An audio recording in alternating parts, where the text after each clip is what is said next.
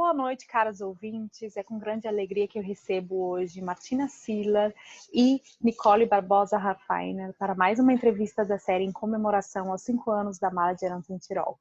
Boa noite, meninas, e bem-vindas. Boa noite. Boa noite. Obrigado por terem aceito o meu convite. Eu vou começar essa entrevista com uma pequena apresentação das duas. Para quem está nos ouvindo e não conhece, ambas são professoras, ambas são mães de 2 crianças multilingües. A Martina é mãe de 2 meninos, a Nicole de um menino e uma menina. Martina é austríaca, nasceu aqui em Innsbruck. Já a Nicole é brasileira, nasceu em Porto Alegre, no Rio Grande do Sul.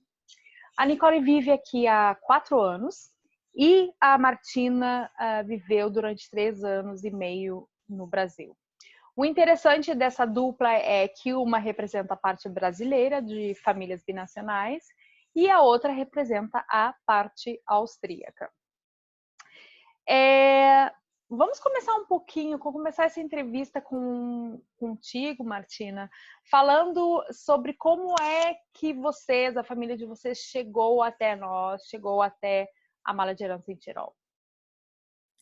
Então, a gente voltou para a Áustria depois de morar no Brasil e a gente já ficou uns anos aqui de novo. Aí, quando nasceu o Finn, o nosso primeiro filho, em 2015, uma colega de trabalho da minha mãe avisou que conhece uma brasileira que está montando um projeto para educar os filhos em português também. Aí, como no início a gente precisou de um tempo para se adaptar à nova situação com o filho e com a minha família aqui perto, uns amigos, eu já tinha uma rede de apoio e demorou mais alguns anos até o fim começou o kindergarten aqui em Mutters, aí a gente começou a frequentar também o Cabe na Mala, que é o Spielgruppe, da Mala de Herança. Martina, como é que foi para vocês encontrar, você imaginou encontrar uma comunidade brasileira aqui no Tirol e encontrar uma comunidade ativa nessas questões de multilinguismo? Eu não esperava de encontrar um projeto tão bem organizado e com tanta qualidade. Quando a gente começou a frequentar os encontros, fiquei realmente muito surpreendida de encontrar um projeto tão bem estruturado. Que legal ouvir esse feedback, Martina, porque você sabe, somos todos voluntários, somos bastante amadores também e é muito, muito bacana ouvir esse feedback. Já a Nicole passou uma temporada aqui em Innsbruck. Conta um pouquinho para nós como é que você veio parar aqui, por quê? Conte um pouquinho da sua história. Certo. Não tinha uma ideia muito precisa do que era Áustria ou Tirol. Vim por amor, me joguei nessa aventura. Mas eu tinha conhecido meu atual marido na Alemanha, né? E então, no dia 1º de janeiro de 2016, eu chego aqui em Innsbruck e, para minha surpresa, não tem só vacas e montanhas. Tem uma cidade muito charmosa e passei os 3 meses como turista aqui. Uma experiência bem diferente de agora, porque tinha essa data para voltar para o Brasil, não tinha muita preocupação com estabilidade aqui ou achar um trabalho. Nós fomos então para o Brasil, tentamos lá, morar lá e pareceu mais difícil, né? Então a gente decidiu vir para cá de vez, mas nos instalamos em Viena em agosto de 2016. Viena parecia ser daí uma cidade com mais possibilidades para mim de trabalho, e meu marido queria estudar lá. E realmente foi uma experiência que deu certo lá. Mas desde que nossos filhos chegaram, meu marido sempre fala em voltar para cá pela qualidade de vida, proximidade da família. E então a gente veio agora em dezembro do ano passado. E eu estou redescobrindo a cidade e ainda em fase de adaptação. E essa comunidade que me chegou através do Mala de Herança foi fundamental, assim, foi como uma luz no caminho. Também para eu me sentir útil, importante. Eu sou professora de alemão, embora a língua não tenha sido uma barreira, a adaptação em outro lugar e longe da família e com filhos pequenos é sempre desafiador. Uhum, uhum. Havia inseguranças antes dessa mudança de Viena para cá? Havia algum medo, alguma dúvida sobre essa mudança, se era a decisão certa? Sim, essa fase esses tempos que a gente está vivendo ainda não me deixaram bem claro. Acho que eu ainda não vi tudo de Innsbruck como era, como vai ser, não sei. Mas a insegurança que eu tinha muito com relação ao trabalho, que isso já estava resolvido em Viena, e o contato com a comunidade brasileira. Uhum. Lá eu tive muita sorte, eu fiz muito bons amigos.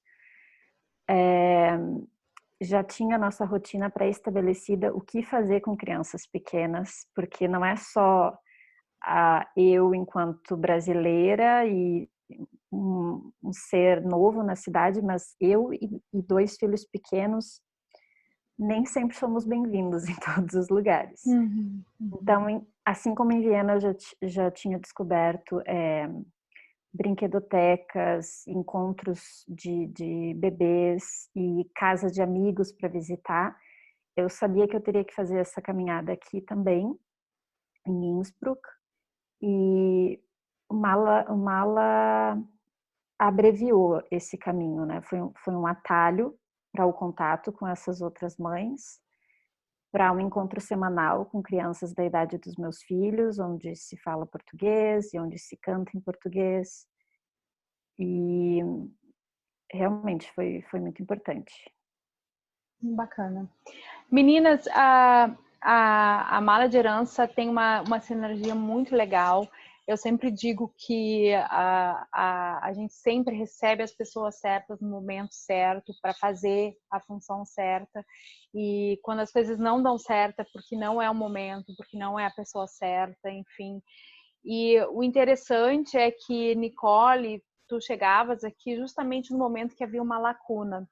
Nós começamos o Cap na Mala, paralelamente às aulas nas escolas, em 2017, justamente com o intuito, né, de apoiar famílias com crianças de 0 a 5 anos nesse processo de transmissão da língua, de manutenção da língua, realmente no sentido de dar a mão a esses pais, a ter uma oferta, uma atividade guiada, estruturada em português, para que as crianças conhecessem outras crianças falantes de português, para que elas já desde cedo, né, formassem laços. Eu, como pesquisadora, sempre digo, é importantíssimo na questão do multilinguismo que a criança brinque na língua, e o Cap na Mala sempre teve esse fundo, né, esse pensamento, essa base teórica também.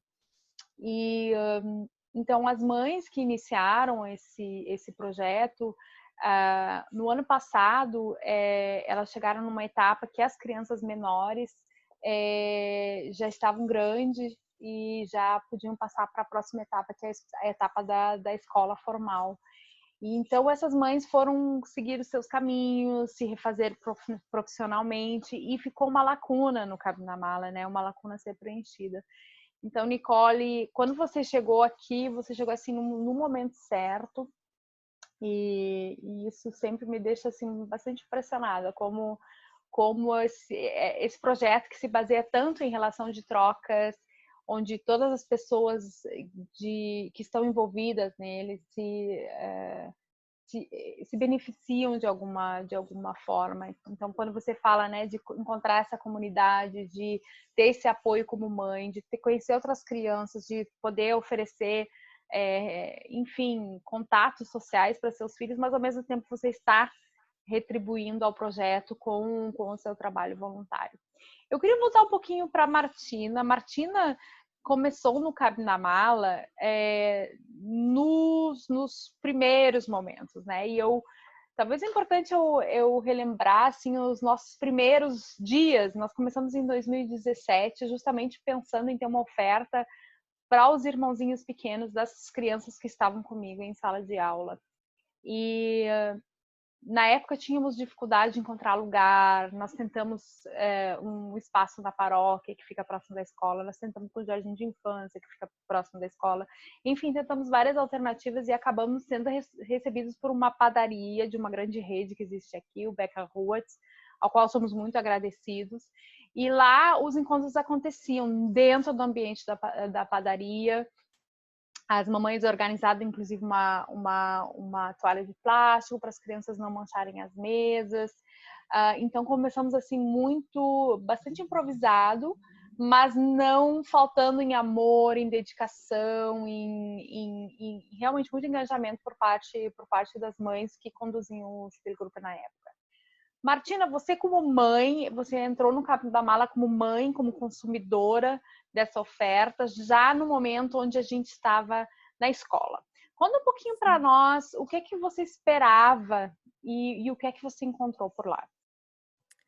Então, eu acho que a minha situação tá um pouquinho diferente. Como eu sou austríaca, nos primeiros anos, quando nasceu o Finn, eu já encontrei uma rede assim de amigas, amigos, também com filhos na mesma idade, a família por perto.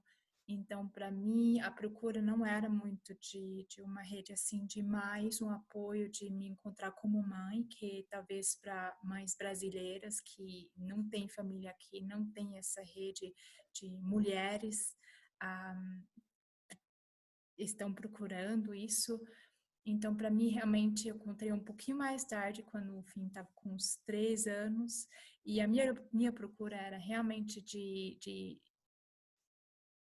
contato com o idioma, para o Finn ter mais possibilidades, além do Bruno, do meu marido, de amigos brasileiros que temos aqui, para simplesmente oferecer mais algumas coisas para ele, porque eu acredito que a aprendizagem de idiomas, de línguas, não é só essa parte de idioma oral, de comunicação oral, mas também de leitura, de músicas. E para oferecer para ele todo esse repertório, eu procurei a Mala. E aí, no ano passado, né, você também aceitou o desafio de conduzir esse Espírito Cooper junto com a Nicole. Quando nós começamos o Espírito Cooper, eu digo assim, eu tinha uma ideia na época, eu transmitia essa ideia para as mamães, mas cada um conduz eles de acordo com as suas condições, de acordo também com as suas preferências. No primeiro ano, nós tínhamos uma colaboradora, a Lu, que era excelente nas questões de trabalhos manuais, então elas faziam assim trabalhos manuais assim estupendos, super profissionais. Já no segundo ano o foco era um pouquinho diferente, então assim o foco muda muito de acordo com a clientela, mas também muda muito de acordo com quem está, né, proporcionando essa oferta. Eu queria que vocês conversassem um pouquinho sobre o Cabe na Mala hoje, né? O que vocês estão fazendo, qual é a programação, qual é o foco de vocês? Quem primeiro? Eu primeiro. Para mim tem uma realização, essa atividade com música, né, e musicalização infantil que eu tinha exercido em Porto Alegre, eu não tinha achado espaço para isso ainda em Viena. Lá eu estava realizada enquanto professora de alemão. E foi muito mágico o nosso encontro. Eu vou falar do presente, mas só puxar um ganchinho no passado, quando me disseram, não, se você vai morar em Tirol, tem que entrar em contato com a Juliane. E também a fama de que a comunidade brasileira aqui era muito mais organizada, eventos e que ia dar tudo certo, enfim.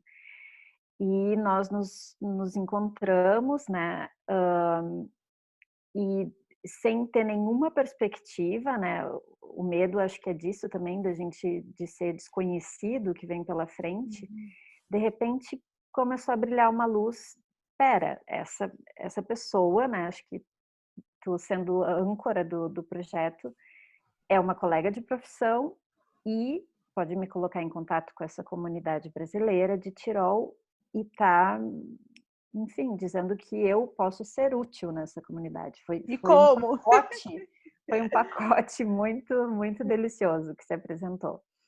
Então, enquanto professora de português para estrangeiros, eu já descobri que a música é muito importante, né, para aprender uma língua e todas as coisas que vêm junto com a música. E no caso das crianças, e quando se fala em língua de herança, aqui em casa é uma rotina, né? A música brasileira a gente ouve o tempo inteiro, toco com as crianças. Quando a gente tem visita de amigos brasileiros, isso também acontece, mas então eu posso oferecer, ampliar isso, né? Para outras crianças que também têm interesse em estar em contato com a língua e através da música, que é uma coisa tão lúdica e tão rica. Então, é muito gostoso, é muito fácil contribuir assim dessa maneira. Além de ser um espaço, como eu já falei, em que eu posso ir com meus 2 pequenos, a gente não está incomodando ninguém. Eles aproveitam também encontrar os amigos, interagir na língua. Então, eu estou muito contente de poder contribuir assim, e acho que é essa parte de repertório, não só de cantar músicas que eu cantava na infância e que outros brasileiros que eu encontro aqui reconhecem, mas fazer essa mescla com músicas de adulto, digamos assim, mas pela qualidade que tem, se prestam ao universo infantil também. É interessante que tu fales isso. Hoje eu fazia uma entrevista com uma contadora de história em Portugal e ela citava justamente um autor português que diz não existe livros para adultos nem para crianças, existem livros, né? E eu acho que a gente pode fazer uma licença poética e aplicar isso para música também, né? Exatamente. Como é que as crianças reagem? Que tipo de músicas vocês estão cantando? Quais são os autores? E como é que as crianças reagem às músicas? Eu acho que Gilberto Gil é um bom exemplo, né, para falar disso, de músicas, mas agora eu estou pensando se já entrou no nosso repertório alguma deles. Ou os Novos Baianos, os Tribalistas, essa eu tenho certeza que sim. As crianças, elas passam a reconhecer, né, na segunda vez que estão ouvindo aquela mesma música. Eu acho muito curioso que mesmo, agora eu lembro de uma menina que não fala português, mas ela canta em português quando é a musiquinha favorita dela. Excelente. Então, o retorno é muito imediato, né, dos pais contando, fulaninho passou a semana cantando a música do Vira, do gato, e isso, ou de chegarem em mim também as crianças e pedirem a música que foi tocada há 1 ou 2 semanas atrás. Isso eu acho que mostra que está funcionando, que a gente consegue comunicar com eles. Esse é muito bacana no sentido também de a gente trazer os ritmos, né? Porque a nossa cultura é tão rica em termos de ritmos variados, e trazer isso para a criança é trazer a herança dela, né? Sem contar a nível assim cognitivo, neurológico, a gente sabe que a música é uma das poucas atividades humanas que consegue ligar os 2 hemisférios, então a gente está fazendo um trabalho bem profundo em termos de neurológicos, em termos de incentivar a cognição da criança. Quando tu fala dessa menina que ainda não fala, mas que ela consegue cantar música, ela tá gravando vocabulário, ela tá gravando lá na memória, no fundo, né, no backup, ela tá gravando estruturas. Em algum momento ela vai reproduzir isso aí. Então, com certeza é um instrumento poderosíssimo. Martina, e a literatura, onde é que fica nisso? Onde é que ficam as histórias? Vocês têm contado? Sim, então, quando a gente faz os encontros na escola, a gente tem leitura, a gente tem um desafio especial, eu acredito, porque a gente tenta encontrar coisas que crianças de 0 a 6 anos conseguem acompanhar, Uhum. e isso eu acho que é um desafio especial, Ele é, com porque as certeza. necessidades e os interesses de uma criança de 1 ano e meio, 2 anos são bem diferentes de uma criança de 5 anos, 6 anos. Então a gente sempre tenta encontrar alguma coisa que serve para todo mundo.